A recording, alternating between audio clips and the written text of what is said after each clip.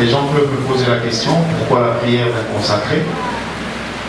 Est-ce que quand un consacré prie, sa prière est-elle différente d'un autre chrétien? Quand un consacré se présente devant Dieu, en quoi est-ce que sa prière serait différente? On pourrait également se poser aussi la question de savoir quelle est la personne que l'on peut appeler le consacré. Amen. Ou quelle est la personne que l'on peut considérer comme une personne consacrée. Alléluia. Vous savez, j'ai aimé quelque chose qu'un bien-aimé avait dit à un autre il y a longtemps. Il a posé la question à un frère, c'était un pasteur. Ce pasteur pose la question à un frère et lui dit: où est-ce que tu pries? La personne lui dit: non, moi je prie. Et je prie partout, je prie en tout lieu. Mais je prie. Alors le pasteur lui retorque: mais tu dis que tu pries, mais comment se fait-il que non seulement on ne te voit jamais à l'église, mais en plus tu fréquentes des boîtes de nuit et des coins de ce genre? La personne va le regarder et puis va dire: bon, on prie, hein? Amen. Hein? Moi j'étais là et j'ai aimé la dernière réaction de ce pasteur. Il dit à ce monsieur: tu sais, tout le monde prie. Je vais à la prière, je pars à la prière, je me rends à la prière. La prière, est-ce une réunion que nous passons? La prière, est-ce un moment que nous passons avec les frères et sœurs? La prière, c'est quoi la prière finalement? Alléluia. Et on peut aussi se poser la question, si nous tous nous prions, mais comment se fait-il que nos prières, ou les prières de quelques-uns, n'arrivent pas à donner les résultats ou les résultats escomptés? Alléluia. Qu'est-ce qui fait que certains prient, d'autres aussi, mais il y en a qui ont plus de résultats que les autres? Aurait-il, ou une certaine manière, existerait-il, une manière plus précise de prier? Est-ce que nous prions bien? Alléluia. Et c'est la question que la plupart se posent. Il nous arrive même de rencontrer des gens découragés qui sont au point de dire: moi, je ne prie plus. On lui pose la question: pourquoi tu ne pries plus? Il dit: parce que rien ne marche. On pourrait aussi se poser la question: est-ce qu'on prie pour que ça marche, ou on prie pour quoi? Alléluia. Le premier but de la prière, je commence par là, c'est d'abord d'établir un contact avec le Créateur. Donc si nous prions, ce n'est pas d'abord pour avoir une réponse à la requête, mais nous prions d'abord pour établir, si je peux l'appeler ainsi, une connexion entre Dieu et l'homme. C'est d'abord d'établir une connexion entre toi et Dieu. Alléluia. Alléluia. Le but de la prière, c'est d'abord d'établir une connexion entre l'homme et Dieu. Et si dans nos cœurs, nous comprenons qu'en venant prier, nous ne venons pas prier justement pour être en connexion avec les amis, mais nous venons d'abord prier pour être en contact avec Dieu, pour établir une connexion avec Dieu, notre but dans la prière va changer. Amen. Ou notre manière de prier va changer. Quand on prie, moi j'ai l'habitude des fois de jeter un peu un regard à gauche et à droite. Vous allez remarquer qu'il y en a qui regardent les autres. Il y en a qui se grattent un peu. Rien qu'en regardant leurs yeux, vous sentez qu'ils sont en train de réfléchir à autre chose. C'est pourquoi Jésus disait dans Matthieu 6, quand vous priez, fermez la porte de votre chambre, et là dans le secret, parlez à votre Père. Il ne dit pas parler à votre Dieu. Si en priant on s'adressait à Dieu, on ne ferait rien d'extraordinaire. Parce que tout le monde s'adresse à Dieu. Même le païen, quand il prie, il s'adresse à Dieu. Le Seigneur ne veut pas que nous puissions nous approcher de lui comme s'il n'était que Dieu. Mais lui veut que nous puissions, à chaque fois que nous nous approchons de lui, considérer d'abord la qualité de notre relation avec sa personne. Amen. C'est pourquoi Jésus dit, quand vous priez, dites, parlez à votre Père qui est dans les cieux, et dites, notre Père qui est aux cieux. Il ne dit pas, dites, notre Dieu qui est aux cieux. Parce que les dieux, il peut y en avoir plusieurs. Mais le Père dans le ciel, il n'y en a qu'un seul. Et Jésus pose les bases d'une vraie prière. Quand vous priez, dites, notre Père qui est au ciel. En fait, Jésus veut dire ceci. J'insiste, c'est ta relation avec Dieu qui détermine la qualité de ta prière. Je reprends, c'est ta relation avec Dieu. Aussi profonde peut-elle être, aussi puissante sera ta prière. La mouvance de Dieu lorsqu'il vient vers toi. Amen. Qu'est-ce qui se passe dans la prière? Nous nous approchons de Dieu et Dieu s'approche de nous. nous nous approchons de Dieu et au même moment où nous nous faisons des pas vers Dieu, le Seigneur aussi fait des pas vers nous. Amen. Mais qu'est-ce qui peut créer ce contact-là? C'est d'abord le fait d'entretenir une relation d'intimité avec la personne vers qui on vient. Amen. C'est pourquoi j'ai dit, la nature ou la qualité de notre relation avec le Père détermine également la valeur ou la qualité de notre prière. Une vraie prière ne peut être une prière que lorsque on sait devant qui on se tient. Amen.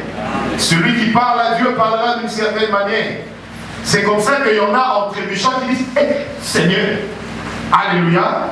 Il y en a de plus en plus. Surtout qu'à Kinshasa, les gens qui ne parlent pas anglais s'exclament en anglais. Oh yes, oh my God. Quand vous prêchez, vous entendez au milieu des jeunes plusieurs cris, oh my God, alléluia, oh my God. C'est bien, c'est même merveilleux.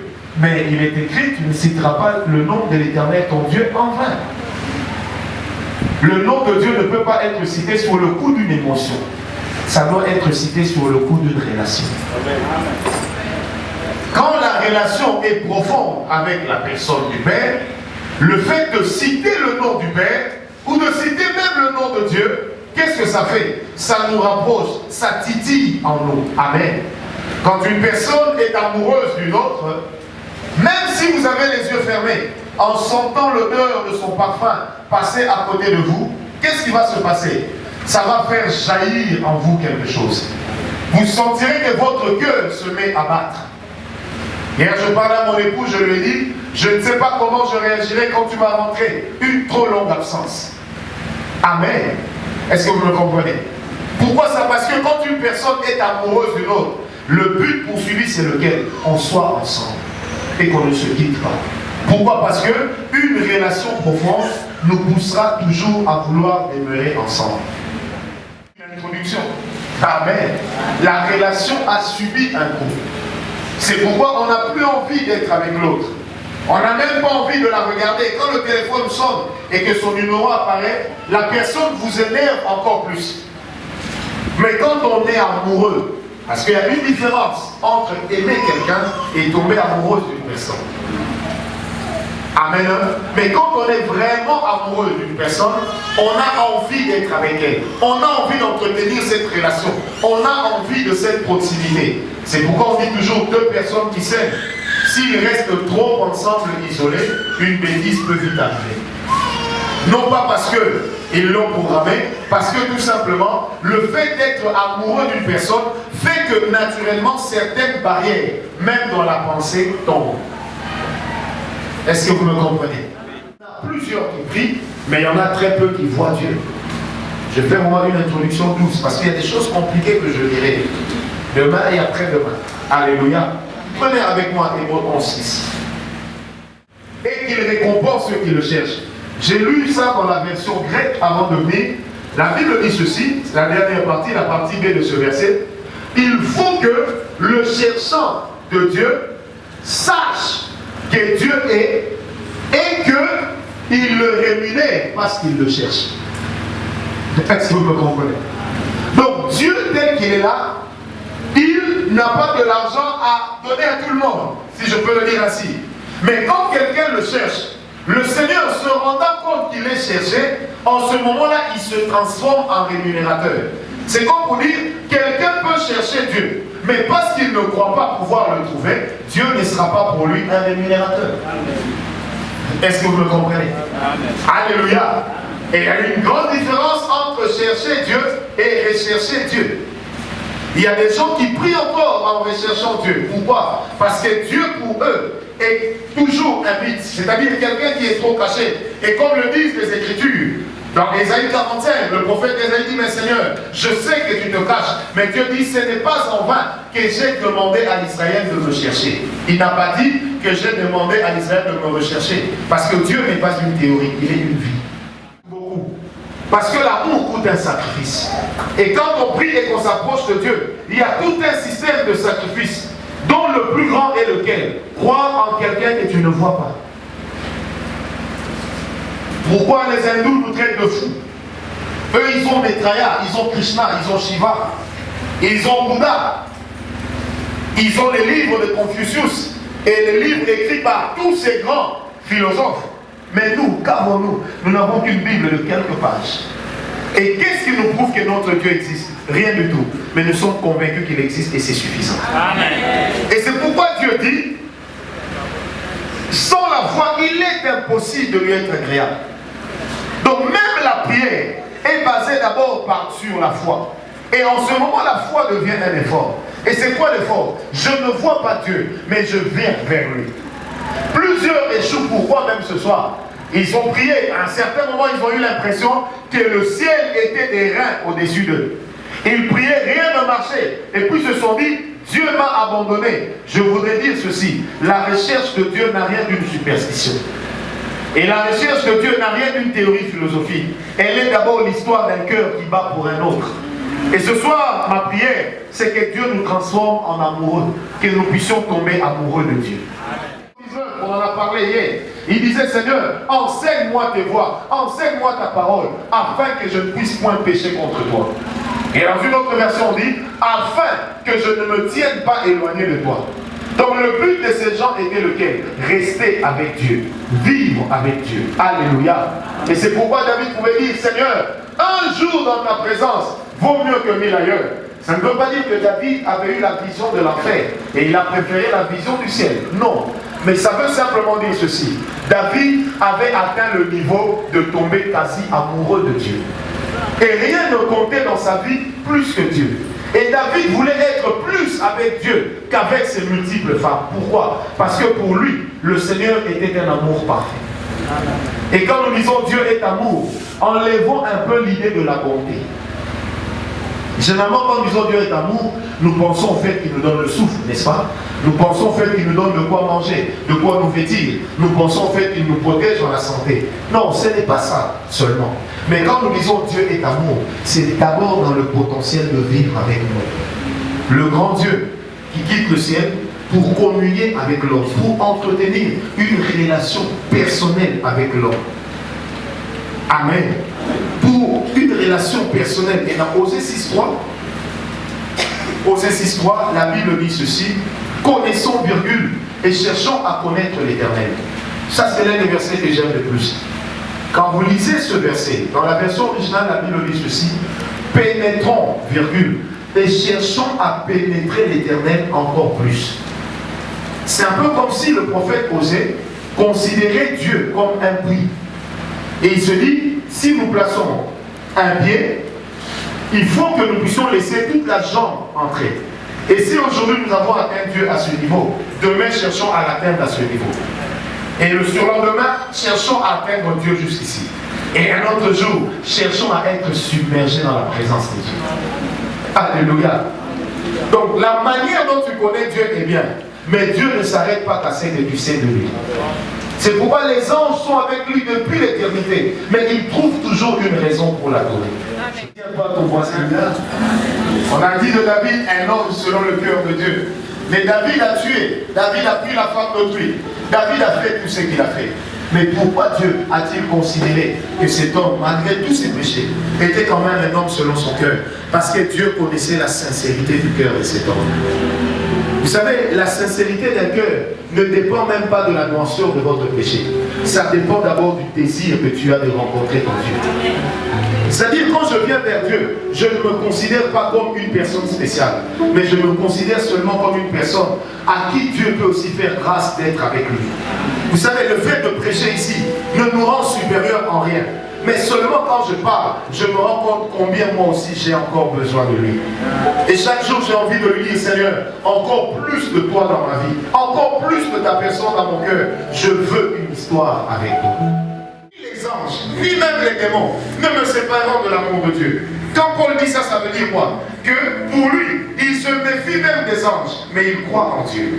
Et pour lui, Dieu est un Père et il a besoin de cette relation. La qualité de ta relation va également définir la qualité des cadeaux que Dieu va te donner. Même l'exercice des dons spirituels, même le déversement des grâces de Dieu dans ta vie dépend d'abord de ta relation personnelle avec lui. Frère, la La course n'appartient pas aux agiles, mais la course spirituelle appartient d'abord à ceux qui entretiennent une relation d'une profondeur à une autre profondeur.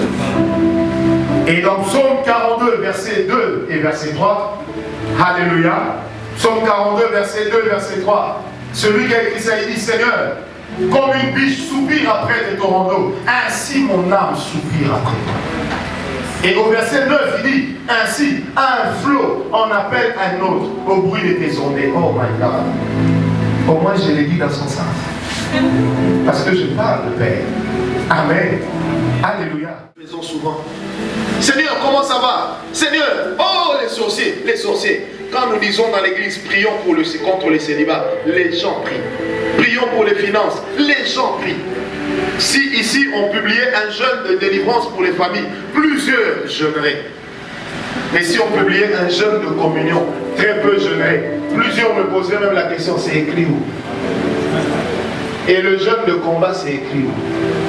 Vous me sortirez le jeûne d'Esther, c'est bien. Mais Esther n'a pas jeûné pour combattre le cœur de quelqu'un. Elle a jeûné pour toucher le cœur de Dieu, afin que Dieu touche le cœur du roi. Est-ce que vous me comprenez? On a besoin de chercher Dieu. On a besoin d'être avec Dieu. Peu importe ton péché, peu importe tes erreurs. Ce soir, je voudrais te dire, c'est encore possible de vivre avec ce Dieu-là. Dieu, on aime sa parole et on aime être avec lui. Mais tout dépend de la nature de la relation que nous entretenons avec Dieu. S'il n'est que Dieu, il restera Dieu. Mais si ce Dieu cesse d'être seulement Dieu pour devenir le Père, ton Père, tu vas remarquer qu'en parlant avec lui, tu parleras avec plus d'intimité.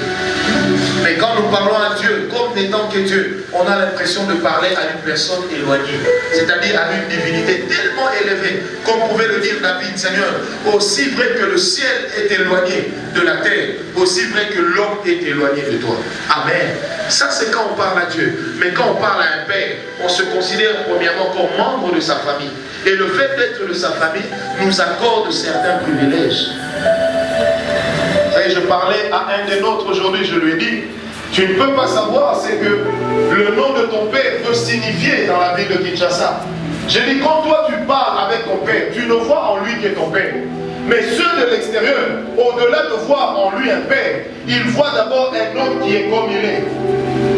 Moi je parle souvent avec les gens qui ont été de la famille Mobutu. Et j'aime bien écouter, j'aime bien qu'ils me racontent comment le maréchal vivait. Comment est-ce qu'il se comportait. Que quelqu'un peut voir, ce n'est pas tout le monde, pardon, qui peut voir le roi Albert II encinglé. J'ai gardé en moi cette image. Il y a très longtemps, nous étions à Bruxelles et on est allé dans le parc qui était juste derrière le château du roi Baudouin. Très tôt le matin, c'était en plein été, et le roi est sorti au balcon en peignoir.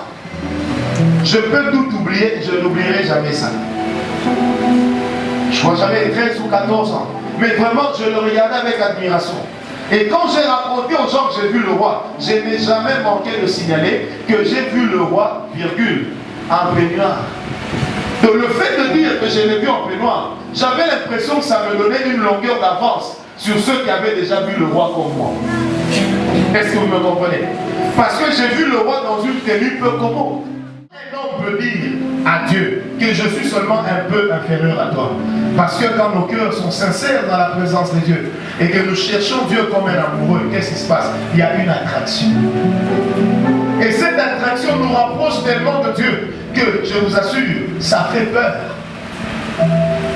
C'est comme ça, je crois de tout mon cœur, que la vie de prière de la plupart va changer. Il faut qu'on atteigne des dimensions où, quand on est en train de prier, non, on n'est pas en train de dire des choses à Dieu, mais on est en train de vivre un moment avec lui. De vivre un instant. De sorte que quand tu pars de là, tu sens vraiment que tu as laissé quelque chose. Tu sens que tu as tout de suite envie de revenir pour être avec lui. Et il y a des astuces pour élever son esprit dans la présence de Dieu et pour amener son cœur à vivre avec Dieu. Alléluia. Est-ce que quelqu'un est avec moi? Est-ce que quelqu'un est avec moi? Il faut que ta vie, que ta prière, que les prières que tu fais puissent devenir une force. Que ça devienne des moments de gloire. Que ça devienne des moments où tu es seul avec Dieu. Admettons, qu'est-ce qui se passe lorsqu'on cherche Dieu de tout son cœur? Alléluia. Premièrement, la Bible dit, il faut que ceux qui s'approchent de Dieu croient que Dieu existe. Comment peut-on s'approcher de quelqu'un qu'on ne voit pas? Comment peut-on s'approcher de quelqu'un dont on n'est toujours pas sûr de ressentir la présence? Il n'y a que la foi qui soit capable de faire ça. Pourquoi? Parce que la foi te permet d'établir même ta pensée dans l'invisible. Ta foi te permet de croire qu'il est là. Qu'est-ce qui me pousse à croire qu'il est là? Je ne peux pas l'expliquer. Mais tout ce que je sais, c'est qu'il est là. Alors quand la Bible dit, il faut que celui qui s'approche de Dieu croit que Dieu existe. Qu'est-ce qui se passe? En venant vers Dieu, même les yeux fermés, il sait, il croit que Dieu existe. Et comme lui, Dieu, voit déjà en toi cette disposition intérieure de croire qu'il existe, le fait que tu crois, ça pousse Dieu à faire quoi? À venir aussi vers toi. Et quand Dieu vient vers toi, il vient vers toi avec son cœur. Viens vers moi, mon frère. Non, tout doucement, tout doucement. Viens doucement. Et l'homme est là, Dieu vient doucement, l'homme aussi vient. Et maintenant, quand l'homme atteint le niveau de Dieu et qu'il se frotte avec Dieu, c'est en ce moment-là que l'homme peut vivre la présence de Dieu. Et c'est ce frottement avec Dieu qui nous déverse une onction pure. Le but de l'onction n'est pas d'abord d'opérer un miracle. Le but de l'onction, c'est d'abord de nous permettre de trouver des autoroutes spirituelles qui nous conduisent facilement à Dieu. Merci beaucoup. Est-ce que vous me comprenez? Alléluia. Le but de l'onction n'est pas d'abord d'opérer un miracle ou de faire une démonstration d'esprit et de puissance. Et encore. Mais le but de l'onction, c'est d'abord de nous permettre de trouver des autoroutes qui vont nous amener jusque là où le Père se trouve. La Bible dit de lui qu'il est un Dieu jaloux. Dieu aime qu'on l'aime, Dieu aime qu'on soit avec lui. Dieu aime qu'on passe du temps avec lui. Je crois que si nous devenons conscients de ces choses, même nos cultes vont changer de dimension. Nous passons le culte dit du Saint-Esprit en tombant plus, en criant plus. Mais nous passons très peu de temps avec Dieu. Ce que le Seigneur cherche, avant tout, ce n'est pas que nous puissions crier dans sa présence, mais c'est que nous passions un temps avec lui, seul à seul. Amen. Et quand on passe le temps seul à seul, et que nos cœurs atteignent la dimension de se frotter avec lui, nous en arrivons à ce que la Bible dit, dans Jean, l'épître de Jean et non l'évangile, tel qu'il est, tel nous sommes dans ce monde. C'est-à-dire quoi? Ce n'est pas à Dieu de devenir comme nous, mais c'est à nous de devenir comme lui. Et pour devenir comme lui, qu'est-ce qu'il faut faire? Il faut que nous puissions ouvrir nos cœurs et aller vers lui en sachant que ce Dieu-là existe. Frère et sœur, tu es libre de croire en Dieu, mais tu es aussi libre de ne pas croire.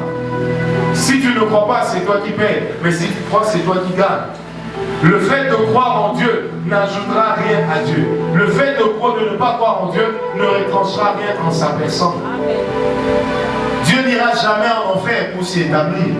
Parce qu'en enfer, il y est déjà. Mais qu'est-ce que Dieu fera en enfer? Là-bas, il sera là pour châtier. Et il s'y trouvera dans la dimension de l'omniprésence. Amen. Mais là, dans le royaume des cieux, Dieu y sera comme un père. Et je voudrais encore dire ceci. Ceux qui vivent avec Dieu et qui entretiennent cette intimité avec lui, en fait, ce sont des gens qui vivent déjà le ciel sur la terre. Qu'est-ce que nous cherchons au ciel? Est-ce de l'argent? Non, on n'en aura pas besoin. Est-ce une certaine lumière? Comme on dit dans la Maïkari, la Rose-Croix, les Cancars, la foi Ma'aï, Mahaoula, où on dit aux gens, venez recevoir la lumière. Aucun homme ne peut donner la lumière. La seule lumière, c'est celle qui va éclairer la nouvelle Jérusalem. La Bible dit, cette ville n'aura pas besoin d'une lumière, parce que Dieu lui-même, Christ lui-même en constituera la lumière. Et un jour, Christ a dit, je suis la lumière du monde. Il n'y a pas de lumière dans les Goshentai. Il n'y a pas de lumière sur l'autel des ancêtres. Il n'y a pas de lumière sur comment on appelle ça, sur l'œil du cyclone. Il n'y a pas de lumière. La vraie lumière ne peut scintiller que de Dieu. Est-ce qu'on me comprend? Parce que Dieu lui-même est lumière. Dieu n'est pas une électricité, ni un barrage hydroélectrique, mais Dieu est la lumière parfaite. Lorsque vous vivez avec votre Dieu. Amen. Amen. Vous savez, des fois, ce qui fait que les gens tombent dans la volonté permissive, c'est souvent parce que Dieu ne veut pas vous vexer. Parce qu'il sait que vous risquez de fuir. Alors il arrive que vous entendiez, que vous n'entendiez que ce que vous avez envie d'entendre. Mais quand vous allez vers Dieu, et que vous êtes sincère avec lui, Dieu se montrera aussi sincère avec vous. Amen. Je reprends, la qualité de ta relation avec Dieu dépend d'abord de la qualité du sentiment qui t'anime lorsque tu t'approches de lui. En venant ici, que tu vois à quoi ressemblait le prophète que je suis? Ben, je ne suis qu'un homme. Quel miracle on va opérer aujourd'hui? Le plus grand, lequel? Vous amener chez Dieu. Et vous dire que ce Dieu peut devenir votre Père. Cessez de le regarder comme un être éloigné. Regardez-le désormais comme une personne proche et qui a envie d'entretenir aussi une relation avec toi. Vous savez, quand on dit Dieu est amour, je répète, ça ne veut pas dire qu'il produit pour nous des œuvres ou des actes d'amour en termes de protection ou de bénédiction, pas seulement, mais ça veut d'abord dire qu'il est capable de nous apporter cet amour et de nous le faire ressentir dans le cœur. Il faut que nos cœurs ce soir atteignent le niveau de dire au Seigneur, plus de toi dans ma vie, plus de toi dans ma vie, plus de toi dans ma vie. Pas seulement plus d'onction, Seigneur, ouais moi. Le but c'est quoi quand nous demandons l'onction? Nous cherchons à épater. Mais cherchons d'abord Dieu pour épater d'abord Dieu. Il faut qu'on dise à Dieu des paroles telles que, quand le Seigneur les entend, son cœur est électrifié. Il se pose la question, comment un homme peut-il me dire de telles paroles? Des paroles profondes. Un jour, un homme disait à Dieu, Seigneur, montre-moi où tu habites, je voudrais venir rester avec toi. Et si tu ne m'héberges pas, je me parachuterai chez toi. Au moins, tu auras la charge de mon cadavre. Donc là, Dieu se sent responsable d'un amour exagéré. Et si ce soir, il y a des cœurs qui sont amoureux de Dieu, ils peuvent déjà sentir comment Dieu est là. Et j'ai appris une chose dans ma vie, c'est que Dieu aime qu'on parle de lui. Pas seulement comme Dieu, mais aussi comme Père. Que l'on dise aux gens, il est possible d'établir une relation avec lui. Amen.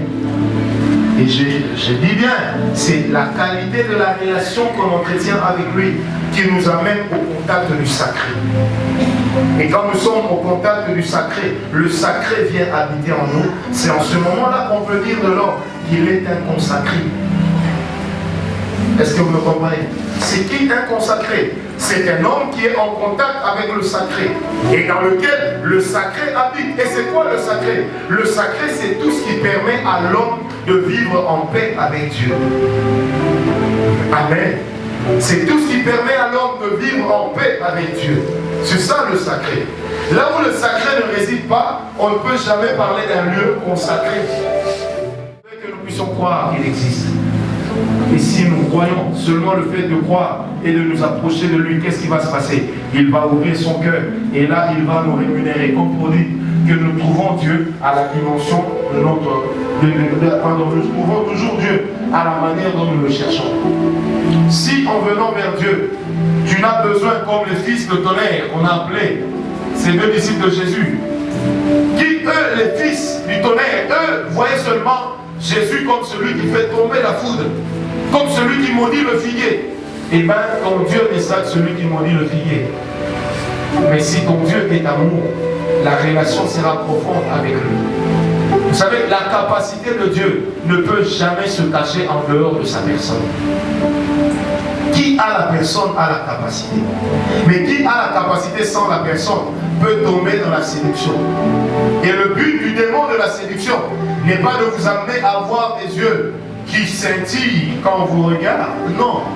C'est d'abord de vous amener à faire quoi? À vous éloigner de plus en plus de Dieu et à remplacer Dieu par des rituels. Or, Dieu n'est pas dans un rituel. C'est pourquoi le Seigneur ne se cache dans aucune religion. Et Dieu ne se cache même pas dans la théologie. Alléluia. Vous savez, quand on est amoureux de quelqu'un, il arrive qu'on lui dise « je t'aime » en pleurant. Pourquoi? Parce que l'amour rend tout homme faible. Je reprends. L'amour rend tout homme faible. Quand on est très amoureux, il y a toujours des barrières qui tombent. Il y a toujours des barrières qui tombent. Le jour où une femme se rend compte qu'elle ne connaissait pas bien son mari, qu'il y avait des points de sa vie qu'elle ne connaissait pas, la première exclamation de la femme, c'est laquelle? Il m'avait dit qu'il m'aimait. Amen. C'est que la femme à l'intérieur d'elle-même se dit, celui qui aime dit tout. Celui qui aime est sincère. Et celui qui aime n'a pas de zone d'ombre. Or, l'histoire avec Dieu est d'abord une histoire d'amour. Et ce soir, je voudrais dire à quelqu'un, laissons-nous conquérir par l'amour de Dieu. Mais nous aussi pourrons monter sur nos chevaux, montons sur nos chevaux et allons à la conquête du cœur de Dieu. Ce soir, je voudrais dire à quelqu'un, il y a un roi qui est en train de se promener dans la forêt, dans les bois. Il cherche un homme de qui il tombera amoureux. Et il a besoin d'un homme qui sera amoureux de lui. C'est ça notre Dieu. Amen. Oui, tu m'as laissé. Et tu dis que c'est moi qui t'ai abandonné.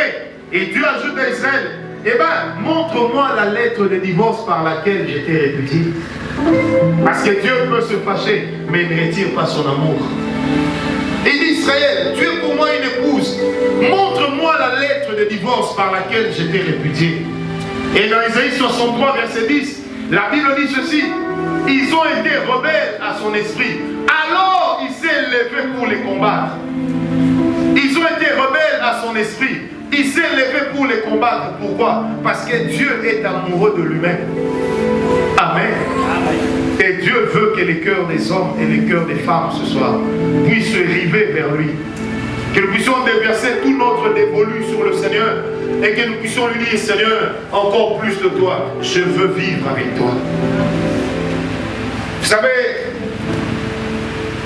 les gens qui sont profonds avec Dieu, quand ils prient, ils ne sont pas là seulement, Seigneur, bénis-moi, Seigneur, touche-le. Non, ils sont là d'abord à dire, Seigneur, plus de toi, je veux vivre avec toi. Amen. Et moi, j'aime bien des chansons telles que Mon love. Amen. Puis c'est comme ça, la version originale. On dit plus d'amour, plus de toi, plus de ta présence dans ma vie. Et alors, cela me poussera à t'adorer. Amen. C'est-à-dire quoi? On a tellement été avec lui, on l'a tellement aimé, que cet excès-là nous pousse à trouver les paroles qu'il faut. À dire à Dieu, je peux même risquer de le dire, des paroles qu'il n'a pas encore entendues. Vous savez, ce soir, il arrive que Dieu se dise, j'entends des hommes parler aux femmes, j'entends des hommes écrire des poésies, écrire des poèmes en respectant toutes les lois de la prose et des rimes. Mais Dieu se pose la question, où est l'homme qui me dira aussi des paroles qui vont ébranler mon cœur? Et je peux dire à quelqu'un ce soir, le cœur de Dieu peut se laisser ébranler par les paroles d'un homme. Pourvu que ces paroles soient le reflet de ceux qui se cachent dans son cœur. Amen. Pourquoi dans le jardin d'Éden, Dieu descendait vers l'homme? Et comment l'homme était capable de savoir que là Dieu est descendu? Vous me répondrez très facilement, parce que la voix était audible et elle se faisait entendre. Alors je peux aussi poser la question ce soir, où est passée la voix audible? Mais comment la Bible pouvait dire que l'homme se cachait? Pourquoi il se cachait? Et la Bible dira, parce que la voix de l'Éternel se promenait dans le jardin.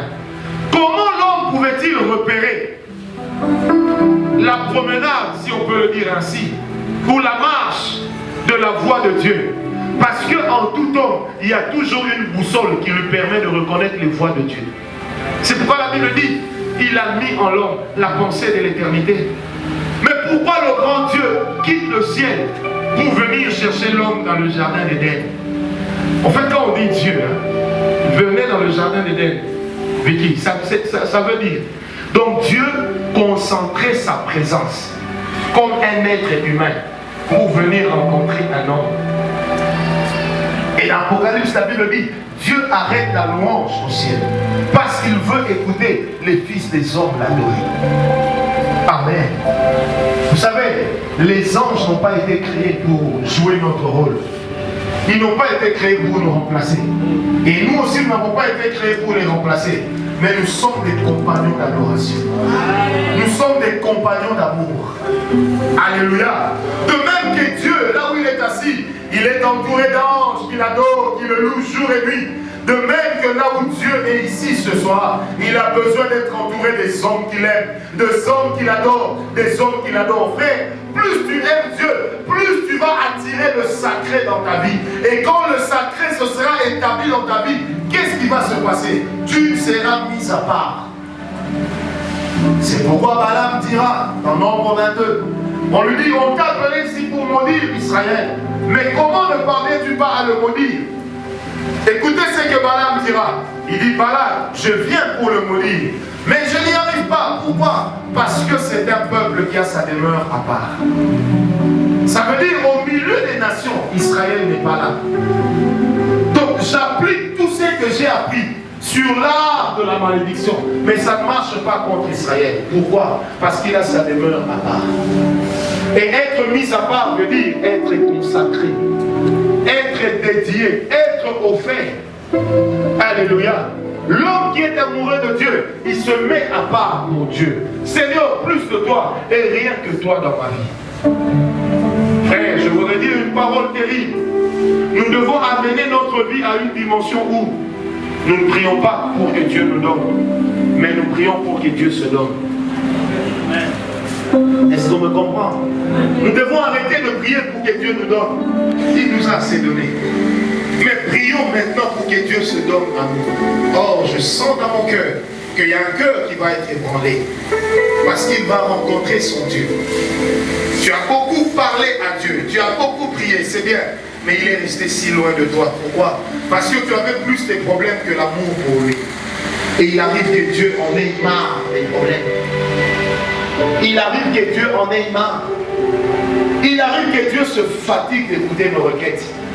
Et ce soir, Dieu se pose la question, y a-t-il pas aussi des hommes qui peuvent vouloir juste être avec moi? Mais c'est quoi l'amour sincère? Je ne sais pas pourquoi il m'aime, mais je sais seulement qu'il m'aime. Et on doit amener Dieu. Non, Seigneur, on va t'amener là, rien à faire. On doit amener Dieu à comprendre que nous l'aimons seulement parce qu'il est comme il est. On doit trop l'aimer. Ce gars-là, on doit l'aimer. Permettez-moi de parler de lui avec une certaine intimité. Arrêtons de dire Dieu. Non, disons Dieu. Ou Père. Disons Seigneur. Vous savez, celui qui a trouvé ne cherche plus. Tout ce qu'il fait, c'est quoi? C'est une dimension. De le découvrir dans un nouvel an. De le découvrir sous un jour nouveau. Alléluia. Quand on aime une femme, on ne lui fait pas la cour chaque jour. Sinon, vous serez à court de parole. On ne demande pas à sa femme la main, puisqu'on a déjà sa main. Mais qu'est-ce qu'on cherche à faire? À l'impressionner, afin d'entretenir une relation chaque jour plus profonde. Non pas parce que nous devons mourir, non, mais parce que nous devons mourir, mais d'une autre manière. Pas qu'on doit nous mettre dans un cercueil pour que nous allions l'adorer, non. Mais parce que nous serons morts dans nos motivations, morts dans nos intentions, morts dans nos sentiments. Nous n'aurons pour sentiment que Dieu, être avec lui, vivre avec lui, passer du temps avec lui, communier avec lui, parler avec lui, le chérir, l'aimer, l'adorer. Et même s'il le faut, dire Seigneur, je protégerai ta réputation. Parce que quand on aime, on protège. Et quand on ne peut plus protéger, alors on se donne. Est-ce qu'on me comprend? Ce soir, je crois que Dieu va se donner à quelqu'un. Et la vie d'une personne sera transformée, sera changée. Et le moment de prière d'une personne sera métamorphosé. C'est pourquoi la Bible dit dans les psaumes que même les arbres des champs battent les mains en l'honneur de l'Éternel. Et Jésus avait dit en son temps, si vous n'adorez le Père, même ces pierres vont l'adorer. Pourquoi? Parce que tout ce que Dieu a créé émet un son. Et l'homme, c'est l'animal le plus intelligent que Dieu ait créé. Amen. Allez prier à la forêt. La nuit, vous allez sentir, avec le coup du vent, comment est-ce que les arbres adorent Dieu. Il y a un rythme très bien. C'est très beau à entendre. Ça produit un son merveilleux, un son extraordinaire. Vous sentez comment la par nature, rebelle soit-elle, adore son Créateur. Et toi, l'homme que Dieu a créé à son image, qu'est-ce que tu attends pour lui ouvrir ton cœur et pour dire, Seigneur, ma prière à moi ce soir, c'est que je m'offre à toi. Offre-toi aussi à moi. Dieu aime les gens qui le cherchent. Dieu aime les gens qui le cherchent. Dieu aime les gens qui veulent chaque jour approfondir la relation avec lui. Il faut une relation parfaite. C'est par la foi que Enoch crut Dieu. Amen. C'est par la foi qu'il crut Dieu. Moi j'aime bien dire crut Dieu, pas cru en Dieu. C'est par la foi que Enoch crut Dieu. Alléluia. Et qu'à cause de sa foi, un jour il ne fut plus. Donc moi j'ai cette foi-là. Quel jour on sera en train d'adorer Dieu. Et puis il y a des gens parmi nous qui disparaissent. Pas parce qu'il y a eu l'enlèvement, mais parce que Dieu nous a enlevés. Parce que cela a été glissé qui a déjà été. Ce qui a déjà été. Il n'y a rien de nouveau sur le soleil. Pourquoi nous croyons qu'il y ait de nouvelles choses seulement dans les miracles que nous opérons? Mais pourquoi nous ne croyons pas qu'il peut aussi avoir des choses que nous avons lues dans la Bible, mais qui vont encore revenir dans nos vies? Ça n'engage que moi, c'est ma compréhension des faits. Vous n'êtes pas obligé de croire, mais moi j'aime Dieu. On trouvera même la raison d'expliquer son mal. Dieu trouvera quand même la raison de lui pardonner. Non, c'est merveilleux.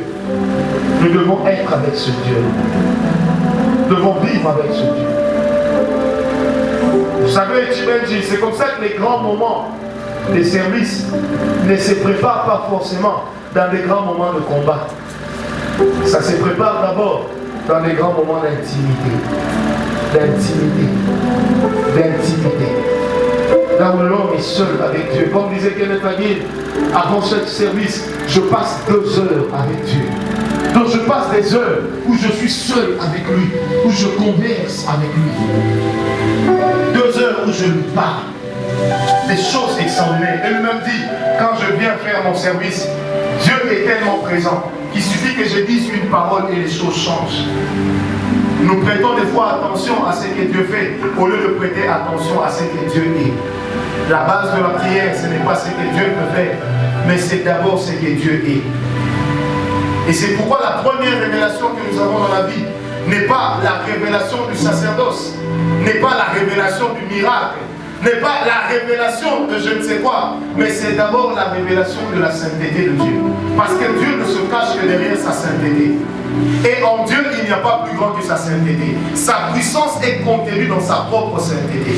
Pourquoi les hommes craignent Dieu? Lorsqu'il révèle sa sainteté, en sa sainteté se cache sa puissance. Est-ce que vous me comprenez? Est-ce que vous me comprenez? Alléluia. Est-ce que vous pensez que nous pouvons, chacun peut parler à son Dieu? Nous allons fermer les yeux.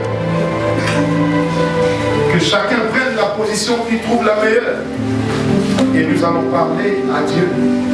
Chacun va parler à son Père.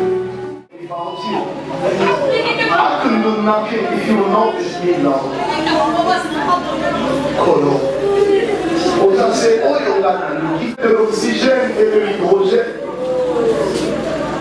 Je veux ça.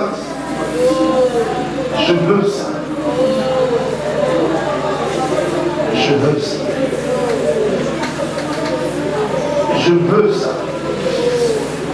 Je veux juste être avec toi. Oh. Tout ce que tu voudrais, tu sens que tu dois dire, que tu dois faire, laisse ça s'exprimer. J'insiste, tu es libre dans la présence de Yahweh. Oh, tu es libre dans la présence de Yahweh. Tout ce que tu voudrais dire, que tu voudrais faire, laisse-le s'exprimer. Ce n'est pas au Dieu de ton voisin dont tu parles, mais c'est à ton Père que tu es en train de parler.